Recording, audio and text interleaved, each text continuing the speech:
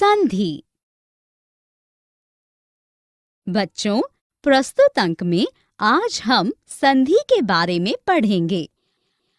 संधि का अर्थ व परिभाषा जानेंगे। संधि के उदाहरण देखेंगे। कुछ विशेष बिंदु पढ़ेंगे। संधि के कितने भेद होते हैं? संधि शब्द का अर्थ है मेल। संधि में दो ध्वनियों का उच्चारण मिलकर एक हो जाता है। दो ध्वनियों के पास पास होने पर उनके मिलने से जो ध्वनि परिवर्तन होता है उसे संधि कहते हैं। अर्थात निकटवर्ती वर्णों के मेल से होने वाले परिवर्तन को संधि कहते हैं। जब दो ध्वनियां निकट होने पर आपस में मिलकर एक नया रूप धारण करती है, इस प्रक्रिया को ही संधि कहते हैं। जैसे हिम जमा आलय बराबर हिमालय, उप जमा इंद्र बराबर उपेंद्र, रंग जमा ईला बराबर रंगीला, अनु जमा सार बराबर अनुसार। विशेष बिंदु। संधि शब्दों के बीच में नहीं होती है। संधि दो ध्वनियों के बीच में होती है। संधि द्वारा नए शब्दों की रचना होती है और यौगिक शब्द बनते हैं। संधि नए शब्दों के निर्माण की एक प्रक्रिया है। संधि के 3 प्रकार के भेद होते हैं। 1 स्वर संधि, 2 व्यंजन संधि, 3 विसर्ग संधि। आओ दोहराएं। दो ध्वनियों के पास पास होने पर उनके मिलने से जो ध्वनि परिवर्तन होता है उसे संधि कहते हैं। निकटवर्ती वर्णों के मेल से होने वाले परिवर्तन को संधि कहते हैं। संधि द्वारा नए शब्दों की रचना होती है और यौगिक शब्द बनते हैं। संधि नए शब्दों के निर्माण की एक प्रक्रिया है। संधि के 3 प्रकार के भेद होते हैं। संधि के लाभ। प्रस्तुत अंक में आज हम पढ़ेंगे संधि के कितने लाभ होते हैं। संयोग और संधि में अंतर जानेंगे। संधि विच्छेद क्या होता है? संधि के 2 लाभ होते हैं। शब्द रचना, पद रचना। शब्द रचना शब्द के साथ शब्द मिलने से तथा शब्द के साथ शब्दांश मिलने से नए शब्दों की रचना होती है। जैसे शब्द जमा शब्द बराबर शब्द, हिम जमा आलय बराबर हिमालय, सूर्य जमा अस्त बराबर सूर्यास्त, शब्द जमा प्रत्यय बराबर शब्द, मोर जमा नी बराबर मोरनी, रंग जमा ईला बराबर रंगीला। पद रचना वाक्य में शब्द को प्रयुक्त करते समय पहले पद बनाना पड़ता है। जैसे लड़का शब्द है, हमने 3 वाक्य बनाए। लड़के ने कहा, लड़कों ने कहा, लड़कों हट जाओ। संधि होते समय ध्वनियों में परिवर्तन आ जाता है। पास पास आई ध्वनियों की निम्नलिखित स्थितियां हो जाती हैं। 1 सत जमा कर्म बराबर सत्कर्म। यहाँ ध्वनियों में बिना परिवर्तन मेल हुआ है। 2 सत जमा गति बराबर सद्गति। यहाँ पहली ध्वनि में परिवर्तन, दूसरी में नहीं। 3. परम जमा ईश्वर बराबर परमेश्वर। यहाँ पहली ध्वनि में कोई परिवर्तन नहीं है, दूसरी ध्वनि में परिवर्तन है। 4. राजा जमा ईश बराबर राजेश। यहाँ दोनों ध्वनि मिलकर तीसरी ध्वनि में परिवर्तन हो जाती है। संयोग और संधि में अंतर। वर्ण संयोग में ध्वनि परिवर्तन नहीं होता, जबकि संधि में ध्वनि परिवर्तन होता है। संधि विच्छेद। संधि किए हुए शब्द को अलग अलग करके संधि से पहले की स्थिति में रखना ही संधि विच्छेद कहलाता है। जैसे शब्द संधि विच्छेद नयन बराबर ने जमा अन, सम्मुख बराबर सम जमा मुख। आओ दोहराएं। संधि के 2 लाभ होते हैं, शब्द रचना व पद रचना। शब्द के साथ शब्द मिलने से तथा शब्द के साथ शब्दांश मिलने से नए शब्दों की रचना होती है। पद रचना। वाक्य में शब्द को प्रयुक्त करते समय पहले पद बनाना पड़ता है। संधि होते समय ध्वनियों में परिवर्तन आ जाता है। संधि किए हुए शब्दों को अलग अलग करके संधि से पहले की स्थिति में रखना ही संधि विच्छेद कहलाता है। स्वर संधि। बच्चों, अब हम स्वर संधि के बारे में जानेंगे और समझेंगे कि स्वर संधि किसे कहते हैं, स्वर संधि के कितने भेद होते हैं। स्वर संधि के प्रत्येक भेद को समझेंगे। स्वर से स्वर के मेल को स्वर संधि कहते हैं। स्वर संधि के 5 भेद होते हैं। दीर्घ संधि, गुण संधि, वृद्धि संधि, यण संधि, अयादि संधि। दीर्घ संधि अ, इ, उ, आ, री के सामने क्रमशः ह्रस्व या दीर्घ अ, इ, उ, आ, री हो तो दोनों के स्थान पर आ, ई, उ दीर्घ स्वर हो जाता है। इसे दीर्घ संधि कहते हैं। जैसे अ जमा अ बराबर आ, वेद जमा अंत बराबर वेदांत, पर जमा अधीन बराबर पराधीन, अ जमा आ बराबर आ, देव जमा आलय बराबर देवालय, भोजन जमा आलय बराबर भोजनालय, आ जमा अ बराबर आ, राजा जमा अनुचर बराबर राजानुचर, सीमा जमा अंकित बराबर सीमांकित, आ जमा आ बराबर आ, महा जमा आत्मा बराबर महात्मा, सदा जमा आनंद बराबर सदानंद, इ जमा इ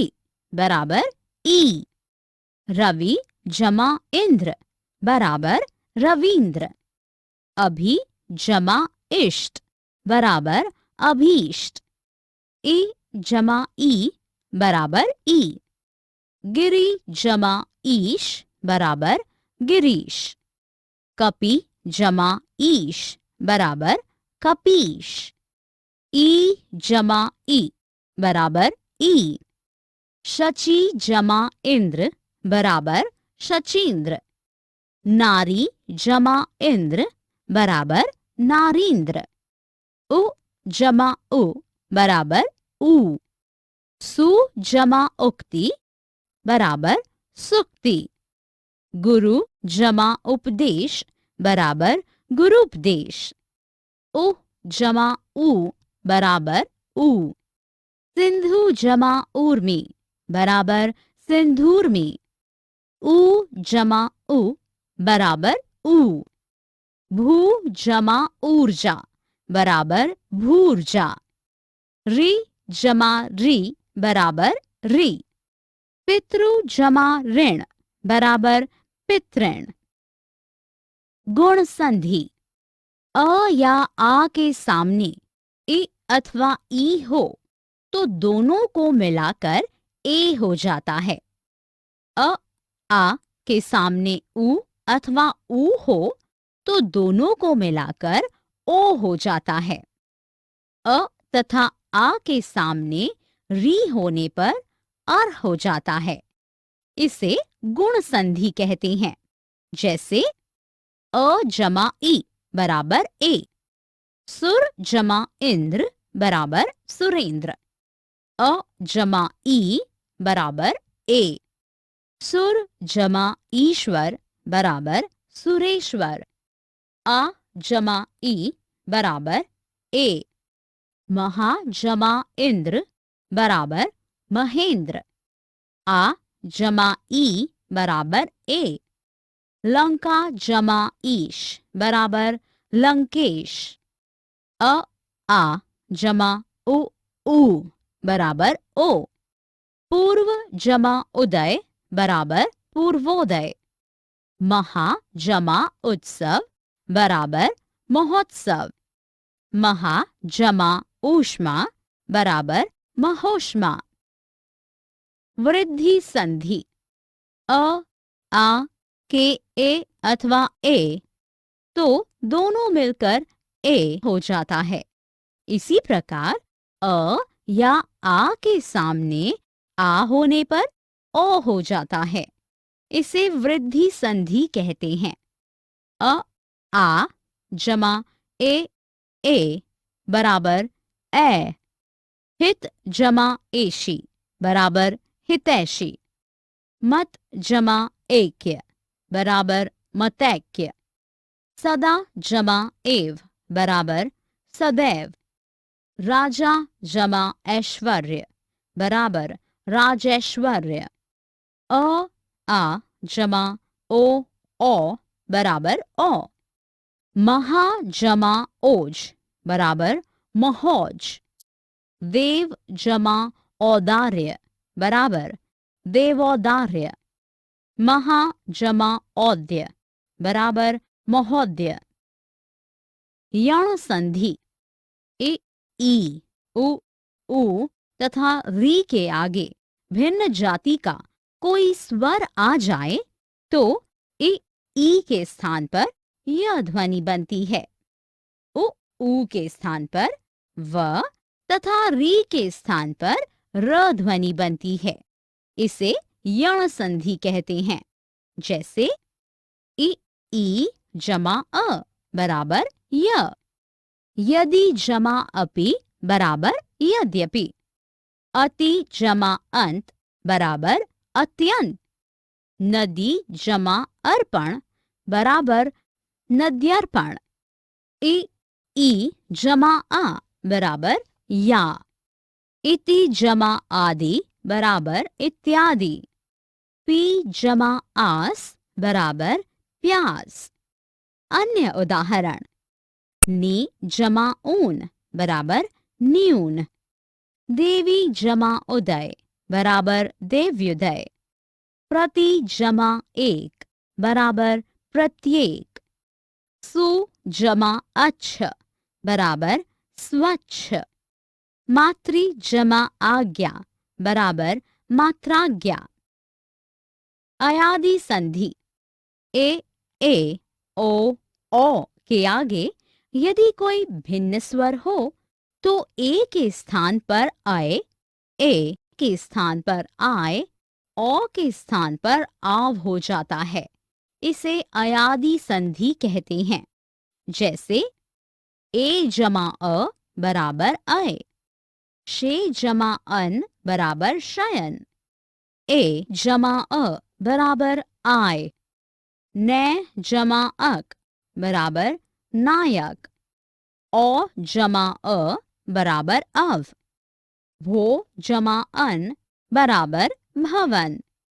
अन्य उदाहरण, गे जमा एका बराबर गायिका, गो जमा एषणा बराबर गवेषणा, पौ जमा अन बराबर पावन।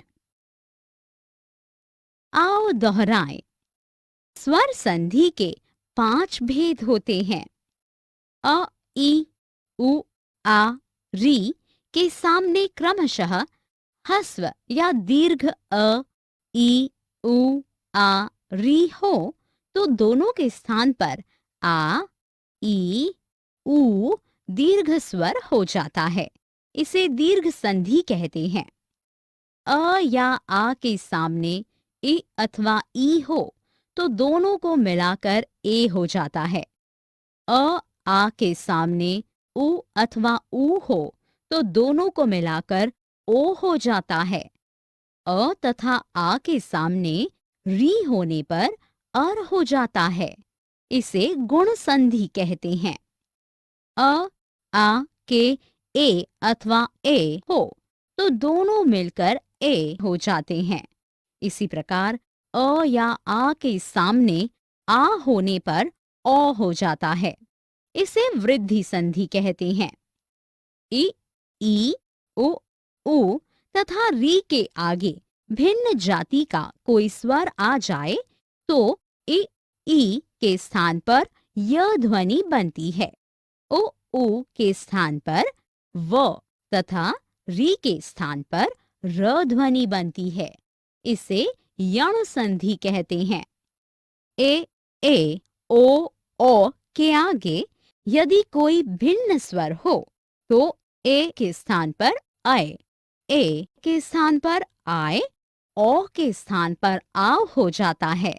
इसे अयाधि संधि कहते हैं। व्यंजन तथा विसर्ग संधि। बच्चों, अब हम व्यंजन तथा विसर्ग संधि के बारे में जानेंगे और समझेंगे कि व्यंजन संधि किसे कहते हैं, व्यंजन संधि के नियमों के बारे में, विसर्ग संधि किसे कहते हैं, विसर्ग संधि के नियमों। व्यंजन के साथ स्वर व व्यंजन के मेल को व्यंजन संधि कहते हैं। व्यंजन संधि के परिवर्तन नियम। 1. वर्ग के पहले और तीसरे वर्ण में परिवर्तन होता है, जैसे क का ग, च का ज, ट का ड, प का ब, त का द हो जाता है। वाक जमा जाल बराबर वाकजाल, अच जमा अंत बराबर अजंत, षट जमा दर्शन बराबर षडदर्शन, अप जमा धी बराबर अबधी, उत जमा यान बराबर उद्यान। 2. किसी वर्ग के पहले और तीसरे व्यंजन के बाद कोई नासिक्य व्यंजन आए तो पहले और तीसरे व्यंजन के स्थान पर अपने ही वर्ग का नासिक्य व्यंजन आ जाता है, जैसे क का ळ, च का ण्य, ट का ण, त का न और प का म हो जाता है। उत जमा नयन बराबर उन्नयन, उत जमा नति बराबर उन्नति, तत् जमा नाम बराबर तन्नाम, दिक् जमा नाग बराबर दृढ़नाग। 3. यदि किसी स्वर के बाद छ वर्ण आ जाए तो छ से पहले च वर्ण जुड़ जाता है और छ हो जाता है। वि जमा छेद बराबर विच्छेद, परि जमा छेद बराबर परिच्छेद। 4.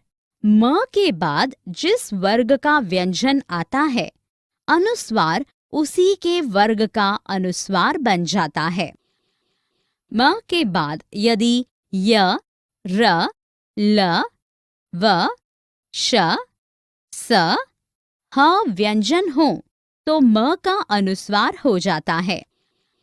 म में म वर्ण आए तो म का द्वित्व हो जाता है। यदि री, र तथा श के बाद न व्यंजन आता है तो वहां ण में परिवर्तन हो जाता है। सम जमा हार बराबर संहार। सम जमा शय बराबर संशय। सम जमा विधान बराबर संविधान। सम जमा मुख बराबर सम्मुख।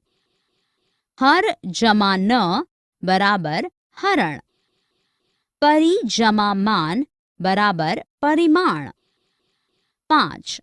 यदि स व्यंजन से पूर्व आ से भिन्न कोई भी स्वर आ जाता है तो स का परिवर्तन श में हो जाता है।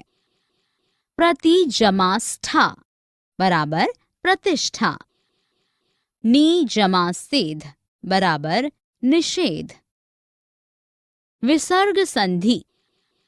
विसर्ग के साथ स्वर या व्यंजन के मेल से विसर्ग संधि कहते हैं। विसर्ग संधि के नियम। विसर्ग के बाद च, छ व्यंजन हो तो विसर्ग का श, ट, ठ व्यंजन हो तो श तथा त, थ व्यंजन हो तो स हो जाता है। निह जमा चिंत बराबर निश्चिंत। दुह जमा तर बराबर दुस्तर। नमः जमा ते बराबर नमस्ते। यदि विसर्ग के बाद श, श, स में से कोई व्यंजन आए तो विसर्ग में कोई परिवर्तन नहीं होता है। निह जमा फल बराबर निष्फल। यदि विसर्ग के आगे र व्यंजन हो तो विसर्ग का लोप हो जाता है। निह जमा रव बराबर नीरव। निह जमा रज बराबर नीरज। आओ दोहराएं। व्यंजन के साथ स्वर व व्यंजन के मेल को व्यंजन संधि कहते हैं। यदि किसी स्वर के बाद छ वर्ण आ जाए तो छ से पहले च वर्ण जुड़ जाता है और छ हो जाता है। यदि री, र तथा श के बाद न व्यंजन आता है तो वह ण में परिवर्तन हो जाता है। विसर्ग के साथ स्वर या व्यंजन के मेल को विसर्ग संधि कहते हैं। विसर्ग के बाद च, छ व्यंजन हो तो विसर्ग का श, ट, ठ व्यंजन हो तो श तथा त, थ व्यंजन हो तो स हो जाता है। यदि विसर्ग